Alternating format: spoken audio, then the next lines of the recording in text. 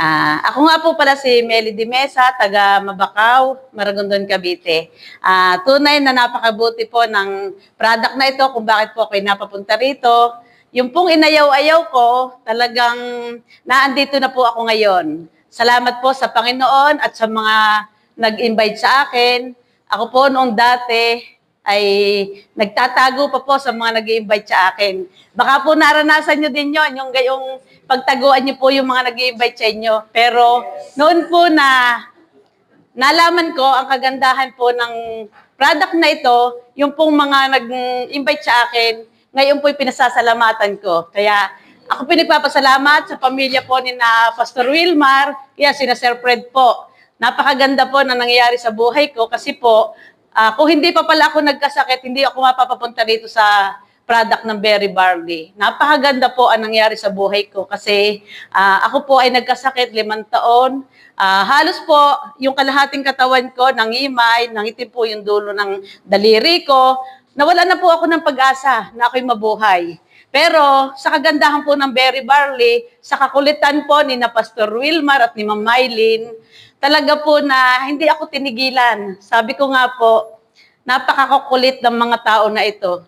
Hindi ko po sila talaga kilala. Totoo po na wala akong kilala kahit isa sa mga nag-invite sa akin. Katulad po na Sir Fred, hindi ko po talaga sila kilala. Pero ang nangyari po sa akin, noon po na hindi ako tinitigilan, sabi sa akin, total, yung pinupuntahan nila, yung akin talagang manugang at saka po yung aking apo na hikain. Yung po 1 taon lang po yung hikain na apo ko. Labas-masok po siya sa ospital dito sa Gentry. Tapos yung manugang ko po for operation, yung kanyang almoranas. Tapos yung po mister ko, may bukol sa likod, may bukol po rito sa hita. Ako po naman, 5 taon nagkasakit sa puso na yung pong puso ko barado. Barado po yung puso ko na talagang hindi na po halos ako makalakad ng diretso. Halos po ako ay nakatungo na sa paglakad kasi po pagka pala yung puso ay sumasakit, talaga hindi po halos makahinga. Ang nangyari po sa akin, nung sabi ni Ma'am Mylene, nanay, mag-try kayo ng Berry Barley. Sabi ko, ayaw ko, may sarili akong doktor. Sabi ko sa kanila. Pero hindi po naman talaga sarili kong doktor yon at pamangkin ko lang po yung nagmamanage doon sa Maragondon. Ang nangyari po sa akin, noong ako ay lagi pong kinukulit ni na Ma'am Mylene, sabi sa akin ni Ma'am Mylene, bakit mo i-maintain ang sakit mo? Kasi po, sabi ko, may maintenance ako kasi yung hindi po ako talaga nagpasilip kasi sa silip pa lamang, pinapaganda po ako ng doktor ng 150,000 para silipin yung barado kong puso. Sabi ko, sa pagsilip pa lang, alam ko na napakalaki na yan. Ay ako po noon ni 50 lang. 50 lang po ako noon. Ngayon, 62 na po ako, awa ng Diyos. 12 taon na po ako nabubuhay dito sa ibabaw ng mundo na ako ay pinagaling ng Berry Barley, unay ang Panginoon Diyos. At napakaganda po ng ating product na ito. Ako po ay hindi nagdalawang isip na ako ay sumali dito kasi po napakaganda ng produkto. Gumaling po ako at aawa ng Diyos, sa 5 taon po ako nag-maintenance, hindi po ako gumaling doon. At dito po sa Berry Barley, magta-3 taon pa lamang po kami, gumaling po yung aking baradong puso at buong pamilya po namin. Talagang napakagaling po ng Berry Barley na ito. At hindi lang po kami ang natutulungan ng Berry Barley yan, marami po mga tao na gumagaling sa Berry Barley yan. At ako po ay nagpapasalamat sa Panginoon kasi po, kung hindi po ako gumaling, hindi ko po malalaman ang kagandahan ng Berry Barley. At napakaganda po talaga. Wala po ako masabi. Kasi nga po, dito sa company na ito, kung ikaw man ay yung tahimik nung una, ako po talaga sa totoo, tahimik po ako nung una. Daldal ko po ay kapag lang ako'y tatanungin, kasi po ako hiyang-hiya. Hiyang-hiya po ako sa tao, pero ngayon po, wala nang hiya. Talagang wala nang hiya. Ako po ay nagtrabaho sa munisipyo, kung ano lang po iutos sa akin ng mayor, yun lang po, 6 na taon ako doon. Tapos, ang nangyari po sa akin, hindi po ako masihanan kasi po ang liit ng sweldo. Ang nangyari sa akin, nag-farm kami, nag-isda muna po kami. Noong pag-isda namin, maganda, may estudyante ako noon maganda-ganda ang kitaan. Pero hindi rin po ako nagtagal kasi po, napakahirap ang puyat. Nag-farm po kami. Sa pagpa-farm namin, maganda rin ang resulta kasi nakapagpagawa po kami ng bahay doon sa pagpa-farm. Pero ang nangyari po, noong kami ay napuntahan ni na Pastor Wilmar na Sir Fred, na ano ko po yung berry barley, bumili nga po ako na isang bag para lamang sa aming mag-anak, ay sa aming mag-asawa para alam ko ay kami lang ang gagamit. Hindi ko naman po alam na may kitaan dito kasi hindi naman po kami sinabi ni Sir Fred, ni Pastor Wilmar na may kitaan dito. Ang nangyari po, sumali kami para laan sa sarili namin. Ngayon, ang nangyari, noong ako'y paulit-ulit, nauubos yung aking product kasi po, ang ginagawa ko, pag ako may product, isinishare ko na po para maubos agad.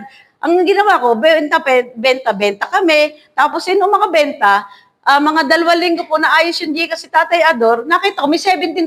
Sabi ko, wow, ang ganda pala ng kitaan dito. Ibinili ko po uli yun. Paulit-ulit na ibinibili ko. Tapos, sabi ko dito kay Tatay Ador, Tatay Ador, paano kaya ito? Tayo kaya atin na talagang i-career itong ating pagpaproduct ng berry barley. Pag titinda natin, sabi niya, paano yan? Meron tayong hayop. Paano tayo nga alis? Ibenta natin. Benta natin ating hayop. Hadlang yan May aso, may baboy, may kalabaw, may basta lahat, may baka. Sabi ko ganito, ibenta natin. Hadlang yan Kaya kayo, pagka yung mga asawa nyo, hadlang, ibenta nyo na rin. Ibenta nyo na rin. Kasi po, kung hindi yung sasama sa inyo, ibenta nyo. Hadlang po yun. Kaya nga po, pagka hindi sumama, ibenta nyo na rin. Para, opo, totoo yun. Pag talaga may hadlang, ibenta nyo. Kasi po, hadlang yun sa pagbibenta natin. Kaya si Tatay Ador, takot na maibenta ko. Ay, sumama po. At hindi ngayon, ang nangyari nga po sa akin, ako may talagang natutuwa kasi nga po, hindi rin ako naniniwala na nakakabata. Ako po noon talagang 50 lamang, kung makita sa projector po. Ako po noon ay 50 lamang, talagang, naku, hindi ko maintindihan kung paano ipapaliwanag, losyang na losyang, ano-ano, ganun. Ay ako ay 62 na ngayon, sabi po ni Pastor Wilmar na Sir Fred, bumabata raw, totoo nga yata. Opo.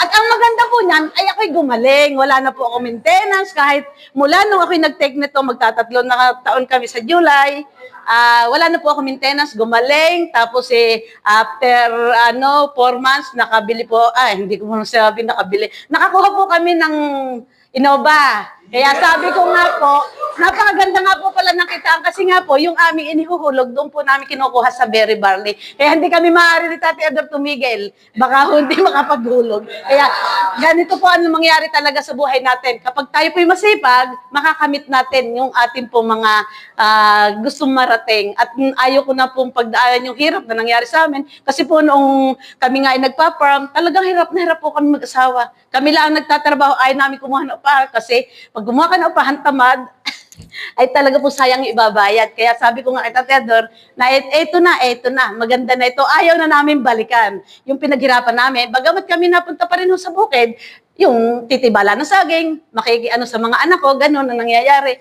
Yun po, kaya hindi po kami mapipigilan sa pagtitinda ng berry barley at sa katunayan nga po, dapat kami wala dito. Kasi nga po kami, mimiyang hating gabi aalis kami, punta kami ng Kalatagan. Sabi ko po sa anak ko, ako na may dadating din. Sabi ko, basta pagdating, kahit anong puyat ko, ako pupunta kasi po, ginusto ko po ito Kahit wala pong hadlang. Kahit na yung anak ko ay bagong dating, hindi hadlang yung pagbabarli. Gusto ko po makibanding kasi namimiss ko talaga. Ako po talaga, miss ko po yung hindi ako nakapunta sa World Trade. Alam niyo po ako ay alumpihit, pero alam niyo ginawa ko? Ako po'y nag-pa-order. Tawag kay Pastor, kay Sir Fred. Ako'y may pa-order. Ayan, kukunin ko po lahat ngayon. Kaya napaganda po ng berry barley, ang product na ito. Salamat po sa Panginoon. Gumaling ako, wala na maintenance. Kaya kayo po ay huwag niyo na hintayin magkasakit kasi pagka kayo nagkasakit, talaga po na marami na kayong iinumin. Kaya ngayon pa, uminom na kayo. Kung yung iinumin ninyo isa lamang, okay lang po yun kasi wala pa kayo kanya naramdaman. Ay huwag niyo na pong hintayin kasi pagka kayo may mga sakit na, dadami yung inyong iinumin. Yun. At ang kagandahan niyan, magbenta rin kayo, at nang para meron pong, yung kasabihan, may bukol nga, ngayon hindi na sa likod, hindi na sa sa bulsa na po yung bukol. Ayun, yun po, magaling. Siya, thank you po.